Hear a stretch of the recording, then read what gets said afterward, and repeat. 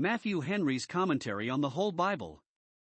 An exposition, with practical observations, of the Book of Psalms. Psalm 39. David seems to have been in a great strait when he penned this psalm, and, upon some account or other, very uneasy, for it is with some difficulty that he conquers his passion, and composes his spirit himself to take that good counsel which he had given to others. Psalm 37, to rest in the Lord, and wait patiently for him, without fretting. For it is easier to give the good advice than to give the good example of quietness under affliction. What was the particular trouble which gave occasion for the conflict David was now and does not appear? Perhaps it was the death of some dear friend or relation that was the trial of his patience, and that suggested to him these meditations of morality, and at the same time, it should seem too, he himself was weak and ill and under some prevailing distemper. His enemies likewise were seeking advantages against him, and watched for his halting, that they might have something to reproach him for. Thus aggrieved. 1. He relates the struggle that was in his breast between grace and corruption, between passion and patience, verses 1 to 3. 2. He meditates upon the doctrine of man's frailty and mortality, and prays to God to instruct him in it, verses 4 to 6.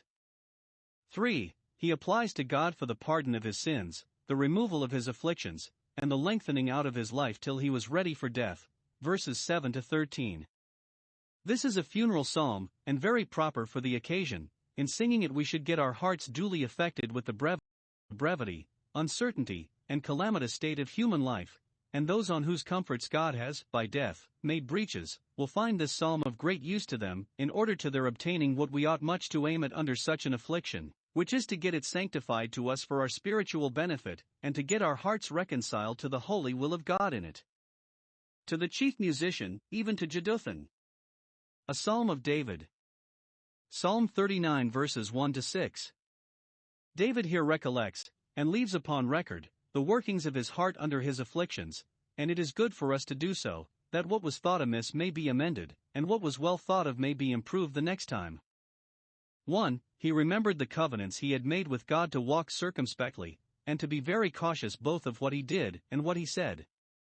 When at any time we are tempted to sin, and are in danger of falling into it, we must call to mind the solemn vows we have made against sin, against the particular sin we are upon the brink of. God can and will remind us of them. Jeremiah 2 verse 20, Thou saidst, I will not transgress, and therefore we ought to remind ourselves of them. So David did here. 1. He remembers that he had resolved, in general, to be very cautious and circumspect in his walking. Verse 1 I said, I will take heed to my ways, and it was well said, and what he would never unsay and therefore must never gainsay. Note 1.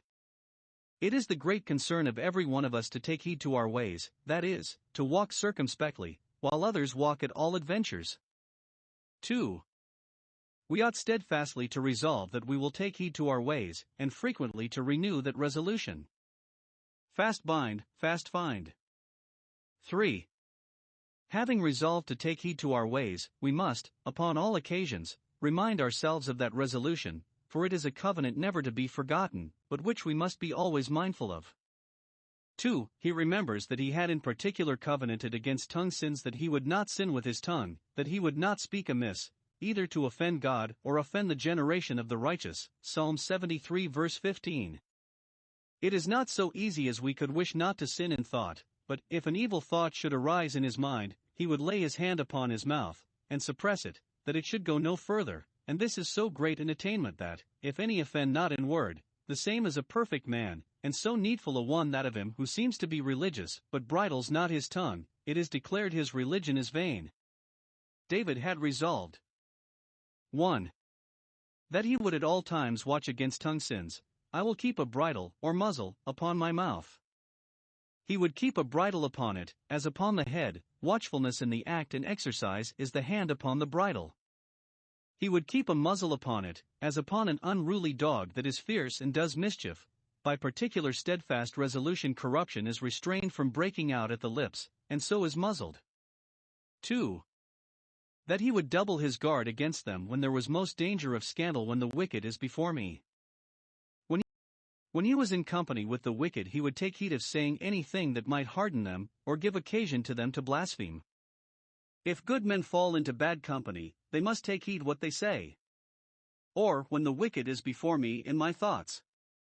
When he was contemplating the pride and power, the prosperity and flourishing estate of evildoers, he was tempted to speak amiss, and therefore then he would take special care what he said. Note, the stronger the temptation to a sin is, the stronger the resolution must be against it. 2. Pursuant to these covenants he made a shift with much ado to bridle his tongue. Verse 2. I was dumb with silence, I held my peace even from good. His silence was commendable, and the greater the provocation was, the more praiseworthy was his silence. Watchfulness and resolution, in the strength of God's grace, will do more towards the bridling of the tongue than we can imagine, though it be an unruly evil.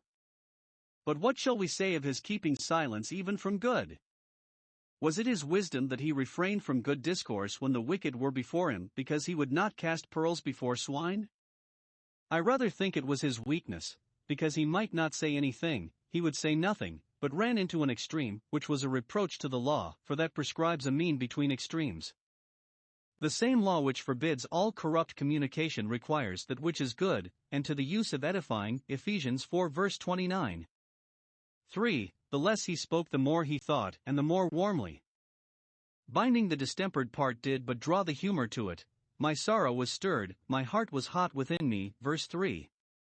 He could bridle his tongue, but he could not keep his passion under, though he suppressed the smoke, that was as a fire in his bones, and, while he was musing upon his afflictions, and upon the prosperity of the wicked, the fire burned. Note, those that are of a fretful discontented spirit ought not to pour much, for, while they suffer their thoughts to dwell upon the causes of the calamity, the fire of their discontent is fed with fuel and burns the more furiously. Impatience is a sin that has its ill cause within ourselves, and that is musing, and its ill effects upon ourselves, and that is no less than burning. If therefore we would prevent the mischief of ungoverned passions, we must redress the grievance of ungoverned thoughts. For, when he did speak at last, it was to the purpose, at the last I spoke with my tongue. Some make what he said to be the breach of his good purpose, and conclude that, in what he said, he sinned with his tongue, and so they make what follows to be a passionate wish that he might die, like Elijah, 1 Kings 19 verse 4, and Job, chapter 6 verses 8 and 9. But I rather take it to be, not the breach of his good purpose, but the reformation of his mistake in carrying it too far. He had kept silence from good, but now he would so keep silence no longer. He had nothing to say to the wicked that were before him, for to them he knew not how to place his words, but, after long musing, the first word he said was a prayer, and a devout meditation upon a subject which it will be good for us all to think much of. 1. He prays to God to make him sensible of the shortness and uncertainty of life, and the near approach of death. Verse 4. Lord, make me to know my end, and the measure of my days. He does not mean, Lord, let me know how long I shall live, and when I shall die. We could not, in faith, pray such a prayer, for God has nowhere promised to let us know, but has, in wisdom, locked up that knowledge among the secret things which belong not to us, nor would it be good for us to know it. But, Lord, make me to know my end, means, Lord, give me wisdom and grace to consider it, Deuteronomy 32 verse 29, and to improve what I know concerning it. The living know that they shall die, Ecclesiastes 9 verse 5, but few care for thinking of death. We have therefore need to pray that God by his grace would conquer that aversion which is in our corrupt hearts to the thoughts of death. Lord, make me to consider. 1. What death is. It is my end, the end of my life, and all the employments and enjoyments of life. It is the end of all men, Ecclesiastes 7 verse 2. It is a final period to our state of probation and preparation, and an awful entrance upon a state of recompense and retribution. To the wicked man it is the end of all joys, to a godly man it is the end of all griefs. Lord, give me to know my end, to be better acquainted with death, to make it more familiar to me, Job 17 verse 14, and to be more affected with the greatness of the change. Lord, give me to consider what a serious thing it is to die. 2. How near it is. Lord, give me to consider the measure of my days, that they are measured in the counsel of God. The end is a fixed end, so the word signifies, my days are determined, Job 14 verse 5, and that the measure is but short, my days will soon be numbered and finished. When we look upon death as a thing at a distance, we are tempted to adjourn the necessary preparations for it, but when we consider how short life is, we shall see ourselves concerned to do what our hand finds to do, not only with all our might, but with all possible expedition. 3. That it is continually working in us. Lord, give me to consider how frail I am, how scanty the stock of life is, and how faint the spirits which are as the oil to keep that lamp burning. We find by daily experience that the earthly house of this tabernacle is moldering and going to decay. Lord, make us to consider this, that we may secure mansions in the house not made with hands. 2. He meditates upon the brevity and vanity of life, pleading them with God for relief under the burdens of life, as Job often, and pleading them with himself for his quickening to the business of life. 1. Man's life on earth is short and of no continuance, and that is a reason why we should sit loose to it and prepare for the end of it. Verse 5. Behold, thou hast made my days as a handbreadth, the breadth of 4 fingers, a certain dimension, a small one, and the measure whereof we have always about us, always before our eyes. We need no rod, no pole, no measuring line, wherewith to take the dimension of our days, nor any skill in arithmetic wherewith to compute the number of them. No, we have the standard of them at our fingers' end, and there is no multiplication of it, it is but 1 handbreadth in all. Our time is short, and God has made it so, for the number of our months is with him. It is short, and he knows it to be so, it is as nothing before thee. He remembers how short our time is, Psalm 89 verse 47. It is nothing in comparison with thee, so some. All time is nothing to God's eternity, much less our share of time. 2. Man's life on earth is vain and of no value, and therefore it is folly to be fond of it, and wisdom to make sure of a better life. Adam is able, man is vanity, in his present state. He is not what he seems to be, has not what he promised himself. He and all his comforts lie at a continual uncertainty, and if there were not another life after this, all things considered, he were made in vain. He is vanity, he is mortal, he is mutable. Observe. 1. How emphatically this truth is expressed here. First, every man is vanity, without exception, high and low, rich and poor, all meet in this. Secondly, he is so at his best estate, when he is young and strong and healthful in wealth and honor, and the height of prosperity, when he is most easy and merry and secure and thinks his mountain stands strong. Thirdly, he is altogether vanity, as vain as you can imagine. All man is all vanity, so it may be read, everything about him is uncertain, nothing is substantial and durable, but what relates to the new man. Fourthly, verily he is so. This is a truth of undoubted certainty, but which we are very unwilling to believe and need to have solemnly attested to us, as indeed it is by frequent instances. Fifthly, Selah is annexed, as a note commanding observation. Stop here and pause a while, that you may take time to consider and apply this truth, that every man is vanity. We ourselves are so. 2. For the proof of the vanity of man, as mortal, he here mentions 3 things, and shows the vanity of each of them, verse 6.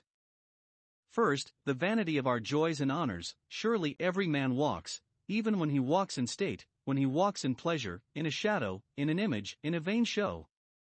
When he makes a figure his fashion passes away, and his great pomp is but great fancy, Acts 25 verse 23.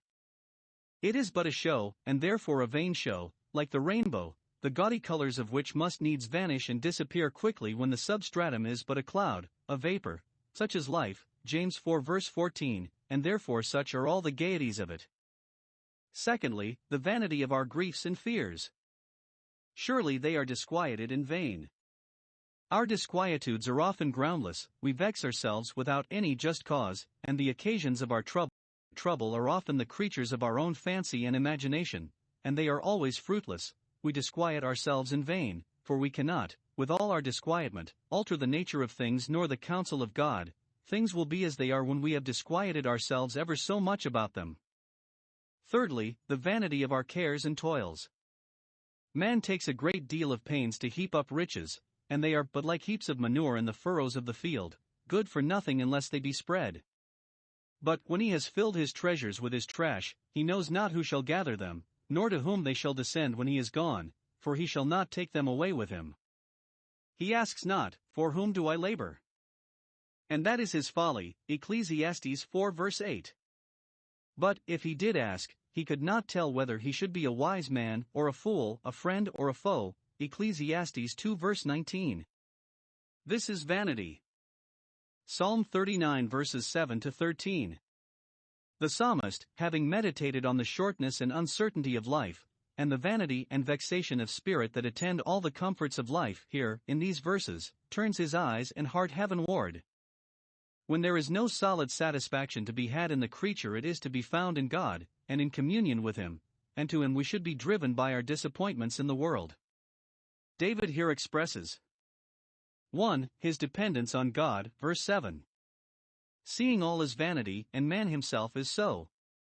1. He despairs of a happiness in the things of the world, and disclaims all expectations from it. Now, Lord, what wait I for? Even nothing from the things of sense and time. I have nothing to wish for, nothing to hope for, from this earth. Note, the consideration of the vanity and frailty of human life should deaden our desires to the things of this world and lower our expectations from it. If the world be such a thing as this, God deliver me from having or seeking my portion in it.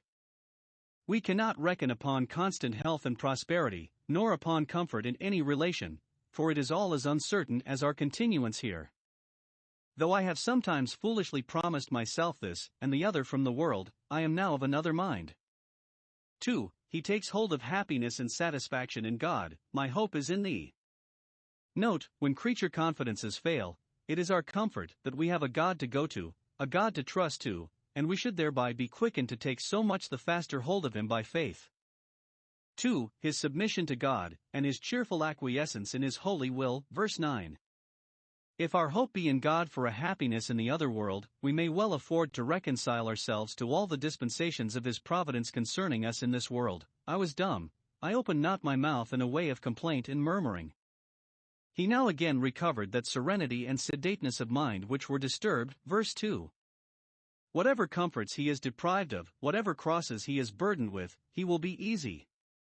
Because thou didst it, it did not come to pass by chance, but according to thy appointment. We may here see 1. A good God doing all, and ordering all events concerning us. Of every event we may say, this is the finger of God, it is the Lord's doing, whoever were the instruments. 2. A good man, for that reason, saying nothing against it. He is dumb, he has nothing to object, no question to ask, no dispute to raise upon it. All that God does is well done. 3. His desire towards God, and the prayers he puts up to Him. Is any afflicted? Let him pray, as David here. 1. For the pardoning of his sin and the preventing of his shame, verse 8. Before he prays, verse 10, remove thy stroke from me, he prays, verse 8, deliver me from all my offenses, from the guilt I have contracted, the punishment I have deserved, and the power of corruption by which I have been enslaved. When God forgives our sins, He delivers us from them, He delivers us from them all. He pleads, make me not a reproach to the foolish. Wicked people are foolish people, and they then show their folly most when they think to show their wit, by scoffing at God's people. When David prays that God would pardon his sins, and not make him a reproach, it is to be taken as a prayer for peace of conscience. Lord, lead me not to the power of melancholy, which the foolish will laugh at me for, and as a prayer for grace, that God would never leave him to himself, so far as to do anything that might make him a reproach to bad men. Note, this is a good reason why we should both watch and pray against sin, because the credit of our profession is nearly concerned in the preservation of our integrity. 2. For the removal of his affliction, that he might speedily be eased of his present burdens, verse 10. Remove thy stroke away from me. Note, when we are under the correcting hand of God, our eye must be to God Himself, and not to any other, for relief. He only that inflicts the stroke can remove it, and we may then in faith, and with satisfaction, pray that our afflictions may be removed, when our sins are pardoned, Isaiah 38 verse 17, and when, as here, the affliction is sanctified, and has done its work, and we are humbled under the hand of God. 1. He pleads the great extremity he was reduced to by his affliction, which made him the proper object of God's compassion. I am consumed by the blow of thy hand. His sickness prevailed to such a degree that his spirits failed, his strength was wasted, and his body emaciated. The blow or conflict of thy hand has brought me even to the gates of death. Note, the strongest and boldest and best of men cannot bear up under, much less make head against, the power of God's wrath. It was not his case only, but any man will find himself an unequal match for the Almighty. Verse 11. When God, at any time, contends with us, when with rebukes he corrects us. 1. We cannot impeach the equity of his controversy, but must acknowledge that he is righteous in it, for, whenever he corrects man, it is for iniquity. Our ways and our doings procure the trouble to ourselves, and we are beaten with a rod of our own making. It is the yoke of our transgressions, though it be bound with his hand. Lamentations 1 verse 14. 2. We cannot oppose the effects of his controversy, but he will be too hard for us. As we have nothing to move an arrest of his judgment, so we have no way of escaping the execution. God's rebukes make man's beauty to consume away like a moth. We often see, we sometimes feel, how much the body is weakened and decayed by sickness in a little time. The countenance is changed. Where are the ruddy cheek and lip, the sprightly eye, the lively look, the smiling face? It is the reverse of all this that presents itself to view. What a poor thing is beauty, and what fools are those that are proud of it, or in love with it, when it will certainly, and may quickly, be consumed thus. Some make the moth to represent man, who is as easily crushed as a moth with the touch of a finger. Job 4 verse 19. Others make it to represent the divine rebukes, which silently and insensibly waste and consume us, as the moth does the garment. All this abundantly proves what he had said before, that surely every man is vanity, weak and helpless, so he will be found when God comes to contend with him. 2. He pleads the good impressions made upon him by his affliction. He hoped that the end was accomplished for which it was sent, and that therefore it would be removed in mercy, and unless an affliction has done its work, though it may be removed, it is not removed in mercy. 1. It had set him a-weeping, and he hoped God would take notice of that. When the Lord God called to mourning, he answered the call and accommodated himself to the dispensation, and therefore could, in faith, pray, Lord, hold not thy peace at my tears. Verse 12. He that does not willingly afflict and grieve the children of men, much less his own children, will not hold his peace at their tears, but will either speak deliverance for them, and, if he speak, it is done, or in the meantime speak comfort to them, and make them to hear joy and gladness. 2. It had set him a-praying, and afflictions are sent to stir up prayer. If they have that effect, and when we are afflicted we pray more, and pray better, than before, we may hope that God will hear our prayer, and give ear to our cry, for the prayer which by his providence he gives occasion for, and which by his Spirit of grace he indites, shall not return void. 3. It had helped to wean him from the world and to take his affections off from it. Now he began, more than ever, to look upon himself as a stranger and sojourner here, like all his fathers, not at home in this world, but traveling through it to another, to a better, and would never reckon himself at home till he came to heaven. He pleads it with God, Lord, take cognizance of me, and of my wants and burdens, for I am a stranger here, and therefore meet with strange usage. I am slighted and oppressed as a stranger, and whence should I expect relief but from thee, from that other country to which I belong? 3. He prays for a reprieve yet a little longer. Verse 13. O spare me, ease me, raise me up from this illness, that I may recover strength both in body and mind, that I may get into a more calm and composed frame of spirit, and may be better prepared for another world, before I go hence by death, and shall be no more in this world. Some make this to be a passionate wish that God would send him help quickly, or it would be too late, like that, Job 10 verses 20 and 21. But I rather take it as a pious prayer that God would continue him here till by his grace he had made him fit to go hence, and that he might finish the work of life before his life was finished. Let my soul live, and it shall praise thee.